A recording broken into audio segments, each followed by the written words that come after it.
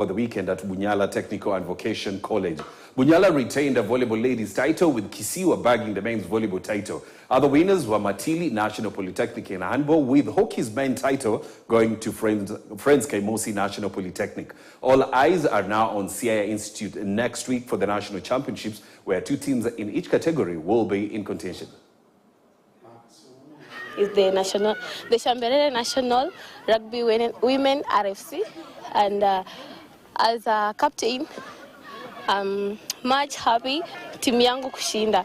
And for the school, the Shamberere National Polytechnic, I just take this opportunity to thank the administration, including our principal, Mr. Nyao. And for this win, we're moving forward to Siaya Nationals, that is. And as we go there, the National Siaya, we as players, we promise to retain our position. Yeah, we are big women, promise to retain our position, and rugby wins always. I feel very proud and I feel very energetic being Western Region champion, back-to-back champion. Let me emphasize on that, back-to-back champion. And being a champion, I feel very good, and I give glory and honor to the Almighty God.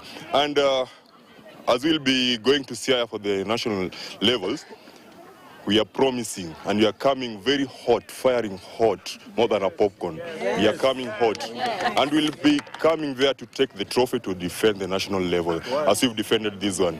All day, God. All day, Pirates Mtumbaya. Tunashukuru sana makoches wetu, tunashukuru pia teammates wetu Kisiwa wa TTI kwa cooperation wametupatia, na nawaambia team strong, tutakutana next time. Naitwa Max Miller, coach wa handball girls hapa.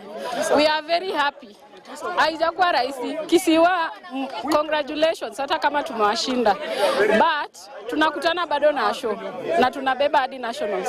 Yes, my name is Dr. Mesha Kopora, Director Technical Education. We are here today witnessing the Western Region Kati Ball Games Season 3. The smallest, and it's historical because we have the smallest TVC that has ever hosted this event, and this one is Bunyala Technical Vocational College, and we congratulate them. We are expecting a lot here. There are quality events that are going on, and we are, as a country, are proud of these young people. We are going to nurture them so that they can go even high levels more than this. Yes, now more than 650 participants took part in the Mombasa Settled Run, which served